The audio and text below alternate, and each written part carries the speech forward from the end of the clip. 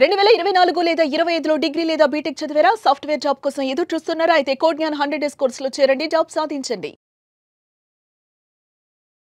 తల్లి, తండ్రి, గురువు, దైవం అంటారు. తల్లిదండ్రులు దైవంతో పాటు సమానమైనటువంటి స్థానాన్ని ఇచ్చారు గురువుకు కూడా.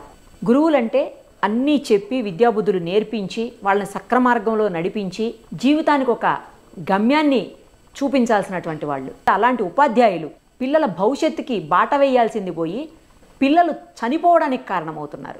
రీసెంట్గా వైజాగ్లోని ఎంవిపి కాలనీలో ఒక ఇన్సిడెంట్ జరిగింది.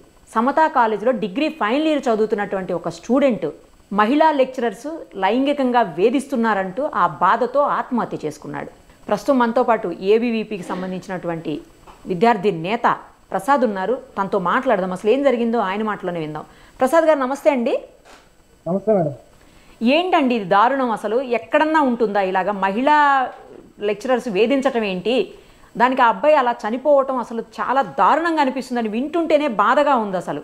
మేడం ఎంత దారుణం అంటే ఇది ఒక సొంత తల్లిగా చూసుకునే ఒక గురువుగా అబ్బాయి ప్రతిరోజు ఒక అమ్మ అనే భావంతో పిలిచే స్టూడెంట్, అవును, వాళ్ళ హస్బెండ్ గారిని సొంత బాబాయిలా చూసుకునే వ్యక్తి అయినప్పటికీ కూడా ఆ మేడం ఏంటంటే ఓకే సెక్సువల్ కావచ్చు లేదంటే వివిధ రంగాల్లో ఆమె ఇబ్బంది పెడతా ఉంది.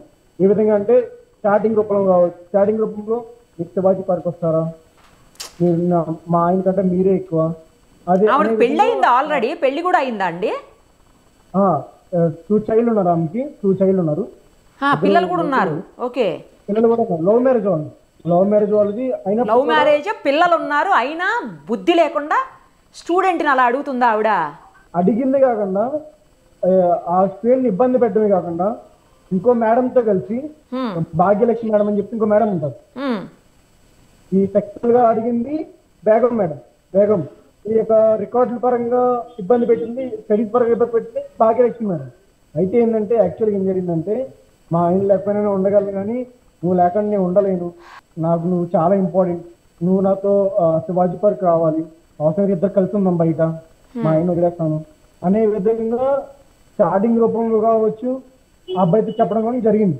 అయితే ఇంకో విషయం ఏంటంటే ఆ అబ్బాయి యొక్క పేరు ఏదైతే ఉందో ఒక బోర్డు మీద రాసి ఆ అబ్బాయి పేరు మీద రైట్ మన ఇట్లా ఏదో ప్రేమ చూపుతున్నట్టుగా అబ్బాయి పేరు మీద అబ్బాయి పేరు మీద ఇలా సాంగ్ అనేది జరిగింది అనమాట.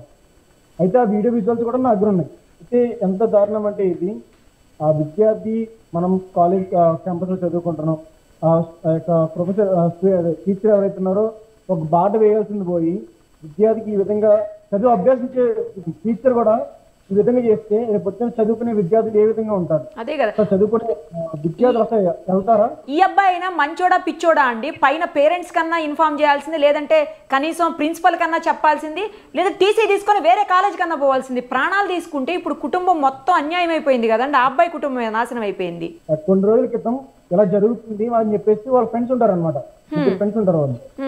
అయితే ఆ అబ్బాయికి ఇలా ఇలా జరుగుతుంది, బేగం మేడం అని ఇట్లా చేస్తున్నారు, నాకు ఏం చేయాలి అర్థం కావట్లేదు, ఆ అబ్బాయి ఎవరితో మాట్లాడు, ఓహో కొంచెం సైలెంట్ గా ఉంటాడేమో, బాగా సైలెంట్ ఎవరితో మాట్లాడు.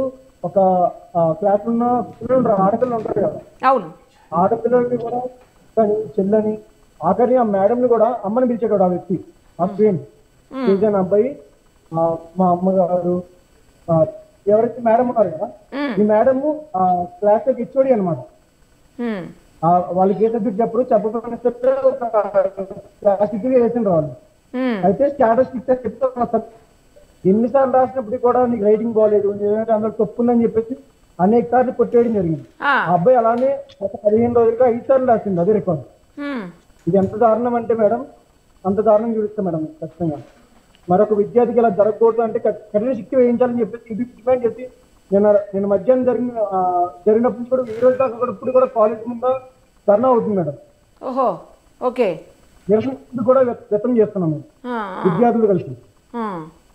అంటే మరొక విద్యార్థికి ఇలా జరగకూడదు, ఈరోజు మా అబ్బాయికి జరిగింది ఇంకో విద్యార్థి జరగకూడదు, మనం ఏ విధంగా మనం స్టాండ్ తీసుకోవాలనే పేరెంట్స్ కావచ్చు, కాలేజీలో ఉన్న స్టూడెంట్స్ కావచ్చు అదే విధంగా ఉన్నారు మేడం. అవును, ఇప్పుడు అక్కడ ఇద్దరు కనిపిస్తున్నారండి ఆ ఫోటోలో. ఎవరు లావుగా ఉన్నామనా, పక్కన సన్నగా ఉన్నావిడ, ఇద్దరు ఎవరు? బేగం మేడం అనే వాళ్ళు కొంచెం లావుగా ఉన్నారు కదా మేడం, ఆమె బేగం మేడం. ఆవిడేనా ఇప్పుడు చేసింది మొత్తం? అవును మేడం. ఓహో ఈ సన్నంగా ఉన్న మేడం స్టాటిస్టిక్స్ చెప్తారనమాట, ఫిఫ్త్ చెప్తారనమాట వాళ్ళు.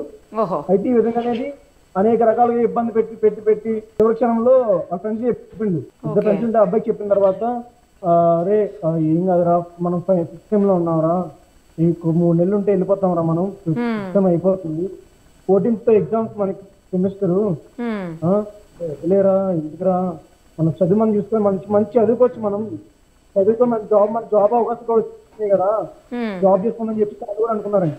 ఓకే. అయినప్పటికీ కూడా ఈ అబ్బాయి ఎవరికి ఇంట్లోనే చెప్పుకోలేక, ఫ్రెండ్స్ కి చెప్పుకోలేక, నేను రాత్రి వాళ్ళ కనీసం ఫ్రెండ్స్ తో ఎవరితో షేర్ చేసుకున్నా ఏదన్నా సొల్యూషన్ దొరికి ఉండేనేమోనండి. చెప్పాడండి. చెప్పా ఒక 3 రోజులు చెప్తే మన దగ్గర ప్రూఫ్స్ ఏం లేవు కదా మేడం కదా, భయపడి ఉంటారు వాళ్ళు కూడా. చాట్ ఉంది కదండి, ప్రూఫ్స్ ఏం లేవు కదా, మనం అలా చేయకూడదు, నీకు కంప్లైంట్ ఇస్తాం కావాలంటే అని చెప్పి వాళ్ళ ఫ్రెండ్స్ కూడా భరోసా ఇచ్చారండి. కాదు, చాట్ ఉంది కదా, ఆ చాట్ దాంట్లో చాట్ చేసింది కదా ఆవిడ ఫోన్లో, వాట్సాప్ లో చాటింగ్ ఉంది కదా, అదన్నా కనీసం ఎవిడెన్స్ కింద మీకు పెడతాను. అయితే విధంగా ఏంటంటే ఆ విద్యార్థిని ఎంత బలోపేతం చేశారంటే అండి, వాళ్ళు చాలా ఇబ్బంది పెట్టారండి. బాబా, శారీరకంగా కావచ్చు, మానసికంగా కావచ్చు, అనేక రకాలుగా ఇబ్బంది పెట్టారు. చదువు పరంగా భాగ్యలక్ష్మి పరంగా కావచ్చు, అనేక రకాలుగా ఇబ్బంది పెట్టారు. అదేలే, ఎడ్యుకేషన్ లో స్టడీస్ లో బాగా అబ్బాయిని ఇబ్బంది పెట్టినట్టున్నది. అదే పాయింట్ అవుట్ చేస్తానని తెలుసుకోవాలని చెప్పేసి వాళ్ళతో ఉన్న ఫ్రెండ్స్ తో పాటు క్లాస్ మొత్తానికి టార్గెట్ చేశారండి. క్లాస్ మొత్తం అంటే తెలిసిపోదని చెప్పేసి, ఒక విద్యార్థి టార్గెట్ చేసి తెలిసిపోదని చెప్పేసి క్లాస్ మొత్తం వీళ్ళ ఫ్రెండ్స్ ని అబ్బాయిని మెయిన్ టార్గెట్ చేశారు. మిగతా వాళ్ళని నార్మల్ టార్గెట్ చేసి 1-2 సార్లు రాస్తున్నారు, వదిలేస్తారు వాళ్ళు. ఓకే. ఈ అబ్బాయి మాత్రమే 5-6 సార్లు రాపించారండి రికార్డు. అంటే అందులో ఏ తప్పు లేకపోయినా రౌండ్ చుట్టడం, రాంగ్ కొట్టడం, మళ్ళీ రాయమండం, రైటింగ్ బాగోపోమండం, ఈ విధంగా అనేక రకాలు పెట్టారండి వీళ్ళు. కనీసం పేరెంట్స్ అన్నా షేర్ చేసుకోవాల్సిందండి అబ్బాయి. అభ్యసించిన టీచర్ కూడా విద్యార్థికి ఇలా జరిగితే రేపు పొద్దున్న విద్యార్థులు అనేటోళ్ళు చదువుకోవడానికి వెళ్తారండి. అదే కదా, ఆడపిల్లలు కావచ్చు, మగ పిల్లలు కావచ్చు, ఇలా చేస్తే మనం సమాజం తిరగలమండి. లెక్చరరు అంటే మదర్ తో ఈక్వల్ అండి. లెక్చరర్ అంటే ఇంట్లో మదర్ తో ఈక్వల్. ఉపాధ్యాయులు బోధించే వాళ్ళు ఎవరు? వాళ్ళ హస్బెండ్ గారిని కావచ్చు, మేడం గారిని కావచ్చు, అమ్మ బాబాయ్ తమ్ముళ్ళు ఎలా ఉన్నారు, తమ్ముళ్ళు తిన్నారా, మేడం తిన్నారా అనే మద్దతులు వెళ్ళాడండి అబ్బాయి కూడా. అంటే ఒక అమ్మ నాన్న అనే అవును, గురువు అమ్మతో అమ్మ నాన్నతో సమానం అనే భావంలో మనం కూడా ఉంటాం కదా. అట్లాంటి సమాజం ఈ విధంగా పోతుంది అనేది మన ఆచరణ పెట్టుకున్నాం.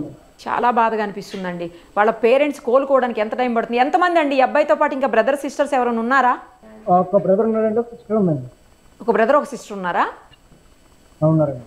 ఓకే, రైట్ అండి. మీరు కొంచెం వాళ్ళ ఫ్యామిలీకి సపోర్ట్ చేయండి. ఈ టైంలో ఏబీవీపీ విద్యార్థి సంఘం నేతలుగా మీరు అందరూ కొంచెం సపోర్ట్ చేయాల్సినటువంటి టైం అండి ఇది. Very bad luck madam. మేము 100% ఈ దేశం కోసం, సమాజం గురించి, విద్యార్థుల గురించి పనిచేస్తున్నాము. మా ప్రాణాలు పోయినా సమాజం గురించి పనిచేస్తున్నాము. మాకు 100% మేము ఖచ్చితంగా స్టాండ్ అయి ఉంటాం. అలాగే ఆ పేరెంట్స్ కావచ్చు, విద్యార్థులు కావచ్చు, ఏమైనా జరిగినా సరే మేము ముందు నడిపిస్తాం. ఏదైనా సరే వాళ్ళు ముందు నడిచే విధంగా మేము అనుకుని నడిపిస్తాం మేడం. మరొకరికి ఇలా జరగకుండా మాత్రం కఠినంగా చర్యలు తీసుకునేలాగా మీరు ఏం చేయగలుగుతారో అదంతా చేయండి తప్పకుండా. ఆల్రెడీ నిన్న స్టేట్ మొత్తం పెద్దగా అయింది మేడం ఇష్యూ. అది పెద్దగా అయిన తర్వాత ఎంఆర్ఓ గారు వచ్చారు, తర్వాత జాయింట్ కలెక్టర్ గారు వచ్చారు.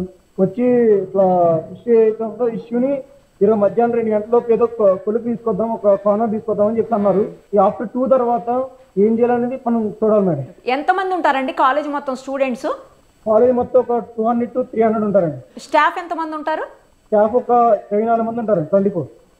ఏంటి మొత్తం అసలు లేడీ స్టాఫే కనిపిస్తున్నారు, మేల్ ఉండరా స్టాఫ్? మేల్ పీపుల్ తక్కువ అండి, ఫీమేల్ స్టాఫే ఎక్కువ ఉంటారు. ఫీమేల్ ఎక్కువ. ఇది కో ఎడ్యుకేషన్ అండి కాలేజ్? అంటే మేనేజ్మెంట్ కూడా టీచర్లు ఎవరైతే ఉన్నారో వాళ్ళు దాచే ప్రయత్నం చేస్తున్నారు. వాళ్ళు కూడా co education college? Co education. Okay. అంటే మేడం ఎలా చేస్తారు నాకు అర్థం కాలేదు మేడం. ఇప్పుడు కూడా ఎంత దారుణం అంటే అది. అదే కదా, కళ్ళపలో ఊహించలే మనం కూడా. అవును, అస్సలు ఆ విధంగా చేస్తారు మేడం వాళ్ళు. ఇప్పుడు వరకు చాలా చూసాం మేము. ఎట్లా అంటే పిల్లల్ని రాత్రి 3 గంటలు మేడం ఎవరైతే బయట 3 గంటలు బయట పంపించారు మేడం. 3 గంటల దాకా చెల్లింగి వాళ్ళని పంపించాం మేడం. ఎందుకు ఒకవేళ మళ్ళీ ఏమన్నా అయితే మనమే వస్తారని చెప్పేసి మనమే చివరి దాకా ఉండి కలెక్టర్ గారు జాయింట్ కలెక్టర్ గారు వచ్చిన జాయింట్ కలెక్టర్ గారు హామీ తీసుకొని ఆయన అందరిలో మధ్యాహ్నం 2 గంటల కల్లా ఏదో వస్తుందని చెప్పేసి మనం అక్కడ స్టాండ్ అయి ఉన్నాం మేడం. ఇప్పుడు కూడా పోస్ట్ మార్టం డిపార్ట్మెంట్ గారు ఉన్నాం మేడం. అదే ఇప్పటి వరకు జనరల్ గా మేము చూస్తుంటాం ప్రసాద్ గారు, మనందరం చూస్తూనే ఉంటాం. స్టూడెంట్స్ యూనియన్ గా మీరు మీడియాగా మేము చూస్తుంటాం. ఆడపిల్లల్ని సతాయించి ఆడపిల్లల్ని హెరాస్ చేసి లైంగికంగా వేధించినటువంటి మేల్ స్టాఫ్ని చూసాం, కానీ మేల్ స్టూడెంట్ని ఇలా హెరాస్ చేసినటువంటి లేడీ స్టాఫ్ని ఫస్ట్ టైం చూస్తున్నాం అసలు. అవును మేడం. ఒకప్పుడు గురువు కొడితేనో గురువు తిడితేనో సరే మన కోసమే చెప్తున్నారు కదా అని ఉండేవాళ్ళు మేడం. కరెక్ట్ మంచి పౌరులు ఇస్తారు మేడం. ఈ సమాజం ఇప్పుడు సమాజంగా ఎలా ఉందంటే మేడం, గురువు యొక్క విలువ గురువులే తీసుకుంటున్నారు మేడం. ఇది ఎంతవరకు న్యాయమా? చాలా మంది గురువులు నిస్వార్థంగా సమాజం గురించి విద్య గురించి చెప్తూ ఉంటారు. కొంతమంది వ్యక్తుల వల్ల వాళ్ళ యొక్క గురువుల పొరు తీస్తూ ఉన్నారు. ఇది ఎంతవరకు అనేది మనం చూసుకోవాలి. ఖచ్చితంగా దీన్ని కఠిన చర్యలు తీసుకోవాలని చెప్పేసి డిమాండ్ చేస్తున్నారు. రైట్ అండి. Thank you so much. ధన్యవాదాలు.